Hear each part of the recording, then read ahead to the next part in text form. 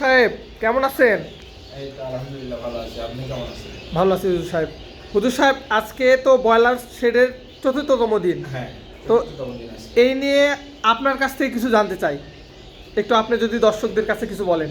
চতুর্থতম দিনে আমরা স্বাভাবিক মানে আগের যে রকম আমরা খাবার দিয়েছি মেঝেতে, সেই কারিকুলাম থেকে বের হয়ে আসে আমরা আজকে তাদেরকে নতুন খাদ্য অভ্যাস দিচ্ছি। যেমন আমরা খাদ্যের জন্য তাদের জন্য মানে খাদ্য পাত্র ব্যবহার করতেছি, সেই জায়গায় তাদের খাবার দিচ্ছি।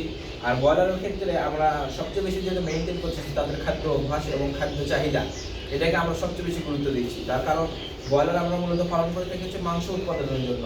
এখন এই দিক বিবেচনা করে আমরা যদি খাদ্য তাদেরকে কম প্রোভাইড করি, সেক্ষেত্রে আমরা লসের সম্মুখীন হওয়ার সম্ভাবনা থাকে।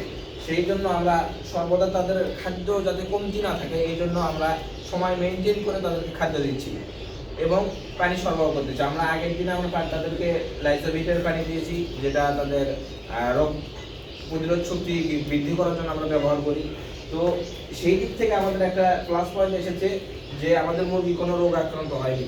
আর রোগ আক্রান্ত হওয়ার না কারণ হিসেবে আমরা একটা লাভবান হচ্ছি, তার কারণ যে আমাদের অ্যান্টিবায়োটিক ব্যবহার করতে হচ্ছে না এবং এটার বিশেষ একটা প্রফিট আছে। যেমন আমি খরচের দিক থেকে বেঁচে যাচ্ছি এবং পাশাপাশি আমি একটা স্বাস্থ্যসম্মত খাবার সবার সামনে উপস্থাপন করতে পারতেছি। এটা একটা মানে আমার জন্য ভালো দিক বিবেচনা করতেছি।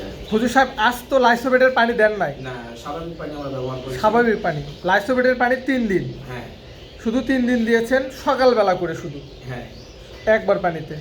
আর অ্যান্টিবায়োটিকটা দিতে হয় কখন হুজুর সাহেব? স্বাভাবিকভাবে মুরগি যদি রোগ আক্রান্ত হয় সেক্ষেত্রে আমরা দ্বিতীয় দিন অথবা তৃতীয় দিনে ব্যবহার করে থাকি। কিন্তু আমাদের মুরগি আলহামদুলিল্লাহ শুরু থেকেই সুস্থ এবং এখনো সুস্থ, যার কারণে আমরা অ্যান্টিবায়োটিকটাকে এড়িয়ে চলতেছি। মানে অ্যান্টিবায়োটিক মুরগির শরীরের জন্য ভালো না।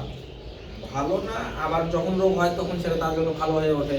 কিন্তু এমনিতেই যদি অ্যান্টিবায়োটিক আমরা ব্যবহার করি, সেটা আমাদের খাদ্যের জন্য আসলে বর্তমান সময়টা অ্যান্টিবায়োটিকের সরাসরি প্রত্যেকটা খাদ্যে ভেজাল এবং যেগুলো মাংস উৎপাদন আমরা করতেছি, গরুর মাংস বলেন, মুরগির মাংস বলেন, অতিরিক্ত অ্যান্টিবায়োটিকের ব্যবহার, এই জায়গা থেকে আমরা বেরিয়ে আসার চেষ্টা করতেছি।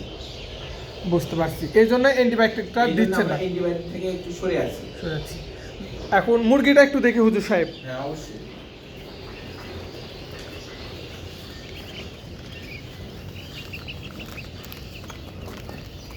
দেখতে পাচ্ছেন বন্ধুরা, মুরগির বাচ্চা ক্যামেরার দিকে তাকিয়ে আছে।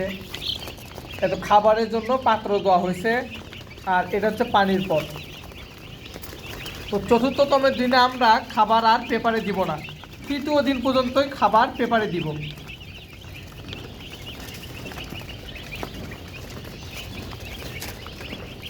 তো বন্ধুরা ভালো থাকবেন আপনারা, আজ এই পর্যন্তই।